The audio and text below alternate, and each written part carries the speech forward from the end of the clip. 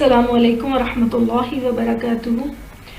اعوذ باللہ من الشیطان الرجیم، بسم اللہ الرحمن الرحیم۔ رب اشرح لی صدری ویسر لی امری واحلل عقدۃ من لسانی یفقہوا قولی۔ آج کے پہلے لیسن میں ہم بات ڈسکس کریں گے کہ تجوید کیا ہے اور تجوید کے ساتھ قرآن پاک پڑھنا کیوں ضروری ہے۔ تو پہلے آتے ہیں اپنے پوائنٹ نمبر 1 کی طرف کہ تجوید کیا ہے۔ تجوید کا معنی، تجوید کا معنی ہے عمدہ یا حسین کام کرنا، یہ اس کا لغوی معنی ہے۔ جیسا کہ میننگ سے اندازہ لگایا جا سکتا ہے کہ ہم دراصل قرآن پاک کو عمدگی اور خوبصورتی سے پڑھنا سیکھنے جا رہے ہیں انشاءاللہ۔ تجوید کا اصطلاحی معنی، ہر حرف کو اس کے مخرج سے تمام صفات کے ساتھ ادا کرنا، یہ اس کا اصطلاحی معنی ہے۔ اب آتے ہیں اس بات کی طرف کہ علم تجوید کیا ہے۔ ہر حرف کو اس کے مخرج یعنی منہ اور حلق کے صحیح مقام سے تمام صفات کے ساتھ ادا کرنا علم تجوید کہلاتا ہے۔ یہاں پر میں نے ایک ورڈ بولا ہے مخرج، ہو سکتا ہے آپ میں سے کچھ لوگ پہلی بار تجوید سیکھ رہے ہوں اور ان کے لیے یہ ورڈ نیا ہو، تو یہاں پر میں ایکسپلین کرتی چلوں کہ مخرج کیا ہے یا مخرج کسے کہتے ہیں۔ اس کا اصل تلفظ مخرج ہے، بہت سے لوگ اس کو مخرج بولتے ہیں جبکہ اس کا صحیح تلفظ مخرج ہے۔ مخرج کہتے ہیں نکلنے کی جگہ، یعنی منہ اور حلق کے جس مقام سے حرف ادا کیا جائے مخرج کہلاتا ہے۔ مخارج کی کل تعداد 17 ہے۔ جیسے جیسے ہم آگے پڑھیں گے ہمارے لیے مخارج کو سیکھنا آسان ہو جائے گا انشاءاللہ۔ دوسری اہم بات جو آج ہم ڈسکس کریں گے وہ یہ ہے کہ تجوید کے ساتھ قرآن پاک کو پڑھنا کیوں ضروری ہے یا اس کی صحیح عربی ادائیگی ہی کرنا کیوں ضروری ہے۔ تو پہلی بات جو یہاں پر سمجھ لینے کی ہے وہ یہ ہے کہ ہر زبان کی ادائیگی تبھی صحیح طریقے سے ہوتی ہے جب وہ اہل زبان کے طریقے کے مطابق ہو، چاہے وہ کوئی بھی زبان ہو۔ قرآن پاک عربی زبان میں ہے، یہ اللہ تعالیٰ کا کلام ہے۔ اگر عربی حروف اور قواعد کا خیال کیے بغیر پڑھا جائے گا تو قرآن پاک کی عربیت باقی نہیں رہے گی۔ دوسری بات جو یہاں پر سمجھنے کی ہے وہ یہ کہ اللہ تعالیٰ کی منشا یا مرضی کے خلاف مطلب پیدا ہونے کا اندیشہ رہے گا، یعنی قرآن پاک پڑھتے ہوئے کچھ غلطیاں اس طرح سے کر دی جاتی ہیں کہ جس سے میننگ چینج ہو جاتا ہے۔ اگلے لیسن میں انشاءاللہ تعالی ہم ڈسکس کریں گے کہ وہ کون سی غلطیاں ہیں جو قرآن پاک پڑھتے ہوئے کی جاتی ہیں۔ تو اختتام کرتے ہیں اپنی ویڈیو کا اس دعا کے ساتھ کہ اللہ تعالی ہمارے سیکھنے سکھانے کے عمل کو قبول فرما لے، آمین۔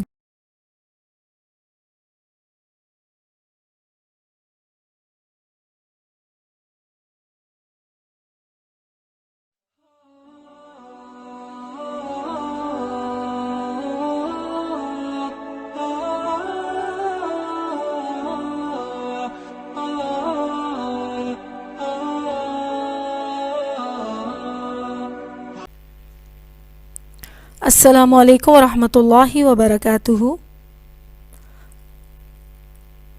اعوذ باللہ من الشیطان الرجیم، بسم اللہ الرحمن الرحیم۔ رب اشرح لی صدری ویسر لی امری واحلل عقدۃ من لسانی یفقہوا قولی۔ جیسا کہ پچھلے لیسن میں ہم نے یہ بات ڈسکس کی تھی کہ قرآن پاک کو اگر صحیح ادائیگی کے ساتھ نہیں پڑھا جاتا تو اللہ تعالیٰ کی مرضی کے خلاف معنی پیدا ہونے کا اندیشہ ہوتا ہے۔ تو آج ہم سمجھنے کی کوشش کریں گے کہ قرآن پاک پڑھتے ہوئے کون کون سی غلطیاں عموماً کی جاتی ہیں اور ان غلطیوں کو کیا کہا جاتا ہے۔ تو آئیے دیکھتے ہیں۔ قرآن پاک پڑھتے ہوئے 2 طرح کی غلطیاں کی جاتی ہیں، نمبر 1 لحن جلی، نمبر 2 لحن خفی۔ تو آئیے سب سے پہلے سمجھنے کی کوشش کرتے ہیں کہ لحن کیا ہے۔ تجوید یا قواعد کے بغیر قرآن پاک پڑھنا لحن کہلاتا ہے۔ لحن کا مطلب ہے لہجہ یا غلطی۔ تجوید میں لحن سے مراد غلطی ہے۔ تو آئیے سب سے پہلے سمجھنے کی کوشش کرتے ہیں لحن جلی کو۔ لحن جلی سے مراد بڑی غلطی ہے۔ یاد رکھیے کہ یہ وہ غلطی ہے جس کے کرنے سے قرآنی کلمات کا معنی اور مفہوم بدل جائے گا۔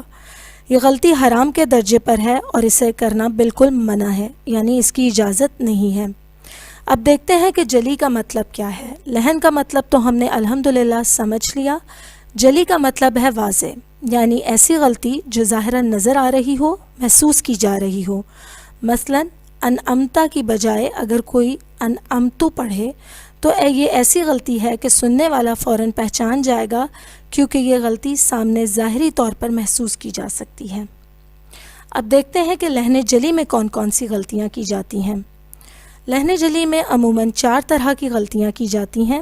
نمبر 1 تبدیلی حرف، نمبر 2 زیادتی حرف، نمبر 3 نقصان حرف، نمبر 4 تبدیلی حرکات اور علامات۔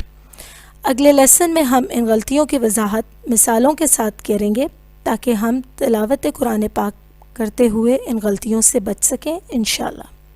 تو اختتام کرتے ہیں اپنی آج کی اس ویڈیو کا اس دعا کے ساتھ کہ اللہ تعالی ہمارے اس سیکھنے سکھانے کے عمل کو قبول فرما لے، آمین۔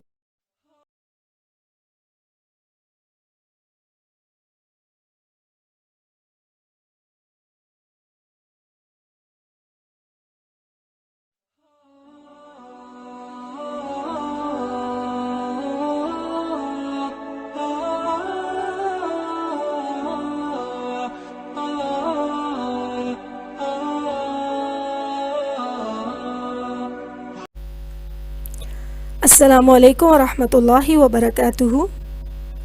اعوذ باللہ من الشیطان الرجیم، بسم اللہ الرحمن الرحیم، رب اشرح لی صدری ویسر لی امری واحلل عقدۃ من لسانی یفقہوا قولی۔ پچھلی ویڈیو میں ہم نے سیکھا تھا کہ لہن کیا ہے اور لہن جلی کیا ہے۔ اس ویڈیو میں ہم دیکھیں گے لہن جلی میں کی جانے والی غلطیوں کی ڈیٹیل۔ تو آئیے دیکھتے ہیں۔ لہن جلی میں عموماً 4 طرح کی غلطیاں کی جاتی ہیں۔ نمبر 1 تبدیلی حرف، یعنی حرف کو بدل دینا، ایک حرف کی جگہ دوسرا حرف پڑھ دینا۔ مثلا قل کو کل کہنا، الحمد کی ہا کو خو پڑھنا، الکوثر کی سا کو صاد میں بدل دینا، قلب کو قلب پڑھنا۔ اس طرح پڑھنے سے معنی میں تبدیلی آ جاتی ہے۔ اب ذرا غور کریں اگزامپل نمبر 1 کی طرف، تو دیکھیں کہ یہاں پر قل کا مطلب ہے کہو اور کل کا مطلب ہے کھاؤ۔ تو درست پڑھنا کتنا زیادہ ضروری ہے۔ جب ہم پڑھیں قل هو اللہ احد تو اس کو درست طریقے سے پڑھیں۔ اسی طرح اب آتے ہیں اگزامپل نمبر 4 پر۔ یہاں پر آپ دیکھیں قلب کا مطلب ہے دل اور قلب کا مطلب ہے کتا۔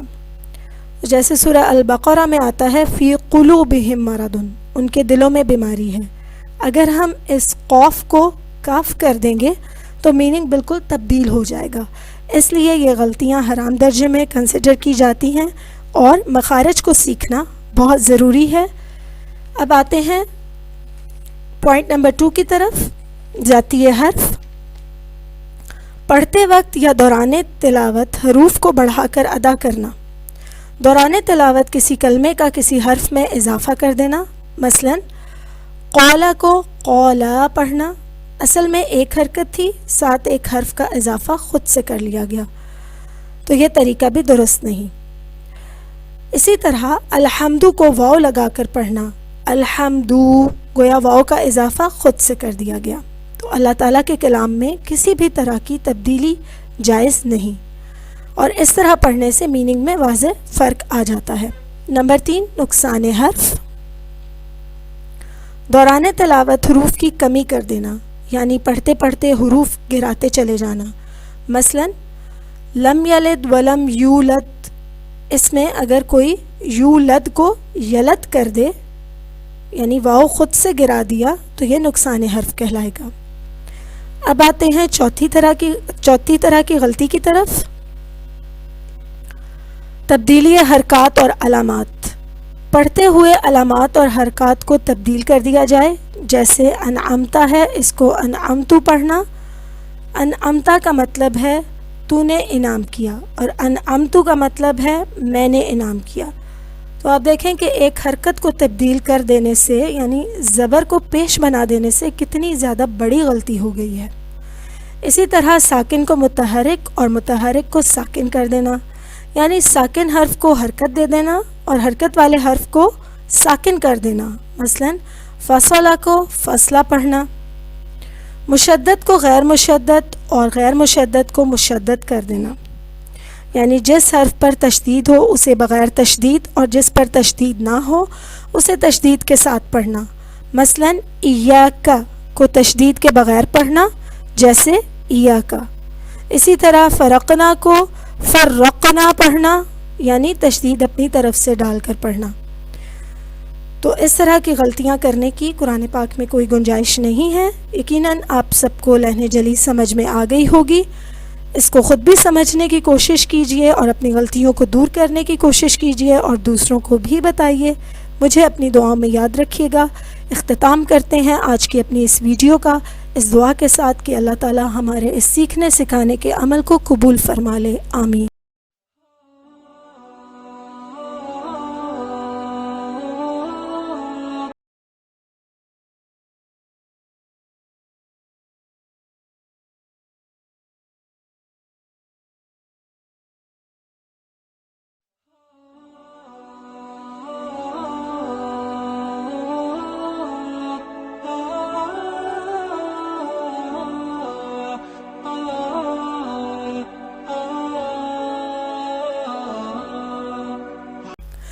السلام علیکم ورحمۃ اللہ وبرکاتہ.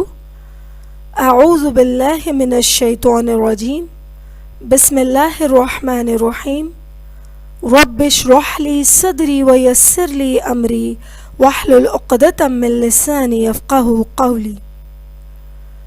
آج کا ہمارا ٹاپک ہے لہن خفی. لہن خفی کا مطلب ہے چھوٹی غلطی. یہ ایسی غلطی ہے جس کے کرنے سے قرآن پاک کے مفہوم کے اندر کوئی تبدیلی نہیں ہوتی لیکن حروف کا حسن ختم ہو جاتا ہے. یعنی حروف کے حسین ہونے کے جو قواعد مقرر ہیں ان کے خلاف پڑھنا لہن خفی کہلاتا ہے. مثلا غنہ میں آواز کو ناک کے اندر روکا جاتا ہے لیکن اگر نہیں روکا جائے تو معنی میں تبدیلی نہیں ہوگی مگر حسن ختم ہو جائے گا.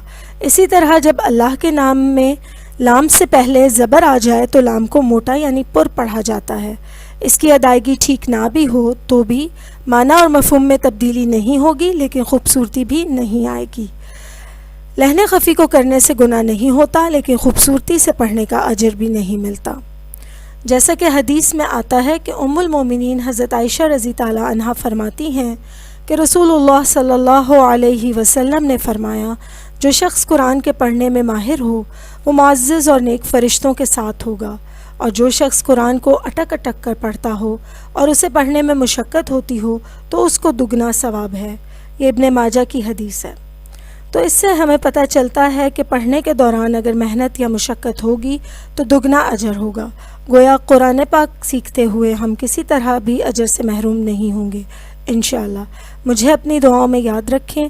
اختتام کرتے ہیں اپنی ویڈیو کا دعا کے ساتھ کہ اللہ تعالی ہمارے اس سیکھنے سکھانے کے عمل کو قبول فرما لے. آمین.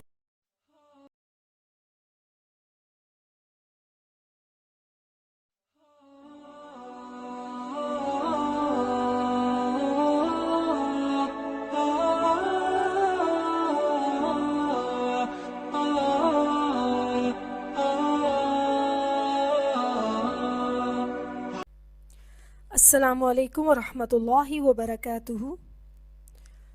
اعوذ باللہ من الشیطان الرجیم. بسم اللہ الرحمن الرحیم.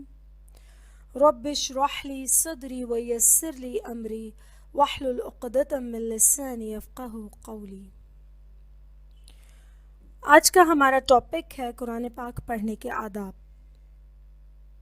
پوائنٹ نمبر 1 ہے استعاذہ. قرآن پاک اللہ تعالیٰ کا کلام ہے. اس کی ذات عظیم ہے. اللہ سبحانہ تعالیٰ کے پاک اور بابرکت کلام کو پڑھنے سے پہلے استعاذہ پڑھا جاتا ہے. اسے تعوذ بھی کہتے ہیں. قرآن پاک میں آتا ہے فَإِذَا قَرَأْتَ الْقُرْآنَ فَاسْتَعِذْ بِاللَّهِ مِنَ الشَّيْطَانِ الرَّجِيمِ. جب تم قرآن پڑھنے لگو تو اللہ کی پناہ میں آ جایا کرو شیطان مردود سے. سورہ النحل آیت نمبر 98.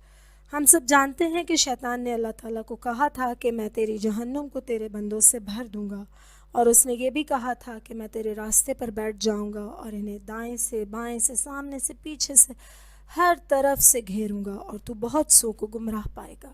تو یہاں پر اللہ تعالیٰ نے ہمیں شیطان سے بچنے کا طریقہ بتایا ہے کہ خود کو اللہ تعالیٰ کی پناہ میں دے دیں. جب ہم کہتے ہیں اعوذ باللہ تو گویا ہم محفوظ ہو گئے، اللہ کی پناہ میں آ گئے شیطان مردود سے۔ اور خاص طور پر یہاں پر کہا جا رہا ہے کہ جب تم قرآن پڑھنے لگو تو اللہ تعالیٰ کی پناہ طلب کر لیا کرو، اللہ تعالیٰ کی پناہ میں آ جائے کرو، تاکہ شیطان تمہیں کہیں سے بھٹکا نہ سکے، گمراہ نہ کر سکے۔ تو آئیے سیکھتے ہیں اعوذ باللہ کی ادائیگی۔ آپ میرے ساتھ بھی پڑھ سکتے ہیں اور میرے پیچھے پیچھے بھی دہرا سکتے ہیں۔ یہاں پر دیکھیں کہ حمزہ اور عین دونوں کا جو مخرج ہے وہ اصل میں مختلف ہے، لیکن یہاں پر ساتھ ساتھ آ رہا ہے، تو یہاں پر اس کو واضح طور پر الگ الگ اس کی ادائیگی ہونی چاہیے، جیسے ا او ا او اعوذ اعوذ اعوذ باللہ باللہ باللہ من الشیطان من الشیطان من الشیطان الرجیم الرجیم الرجیم۔ اب اس کو اکٹھا پڑھتے ہیں۔ اعوذ باللہ من الشیطان الرجیم اعوذ باللہ من الشیطان الرجیم۔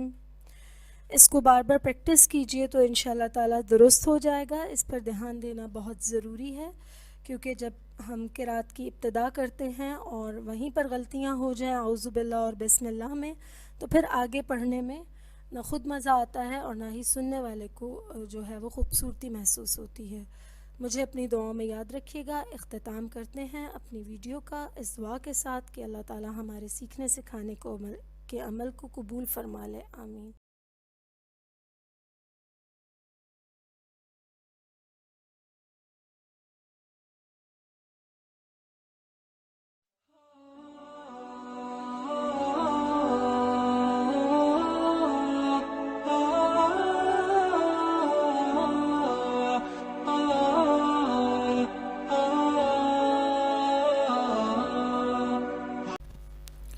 السلام علیکم ورحمۃ اللہ وبرکاتہ۔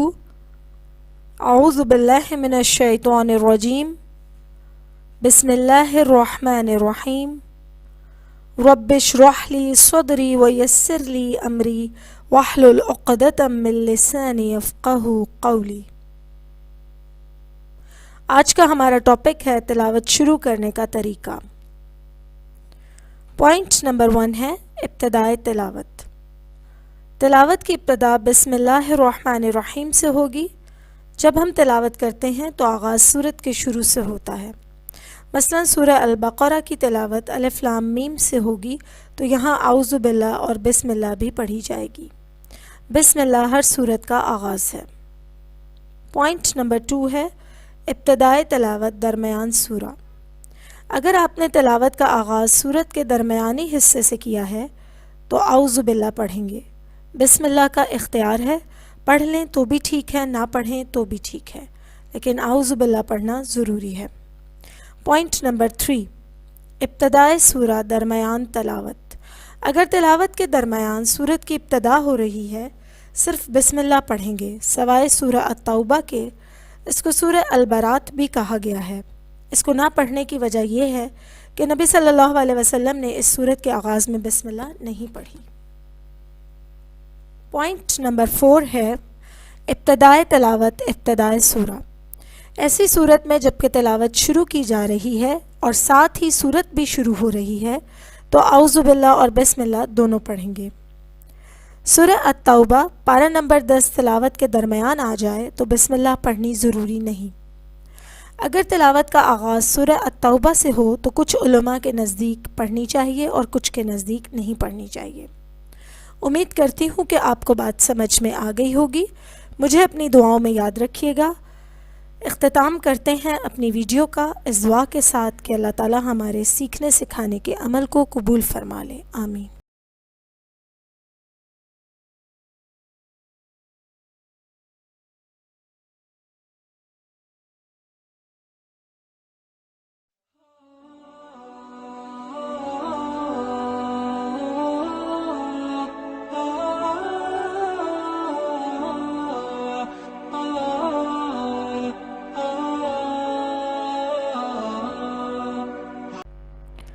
السلام علیکم ورحمۃ اللہ وبرکاتہ. اعوذ باللہ من الشیطان الرجیم. بسم اللہ الرحمن الرحیم. رب اشرح لی صدری ویسر لی امری واحلل عقدۃ من لسانی یفقہوا قولی. پچھلی ویڈیو میں ہم نے سیکھا قرآن کی تلاوت شروع کرنے کا طریقہ. جیسا کہ ہم سب جانتے ہیں کہ تلاوت کی ابتدا بسم اللہ سے ہوگی، تو آج ہم بسم اللہ کی ادائیگی سیکھیں گے. آپ میرے پیچھے دہرائیں. سٹارٹ کرتے ہیں. بسم اللہ، بسم اللہ، بسم اللہ. الرحمن، الرحمن، الرحمن، الرحمن الرحیم، الرحمن الرحیم، الرحمن الرحیم. اب اکٹھا پڑھیں گے. بسم اللہ الرحمن الرحیم.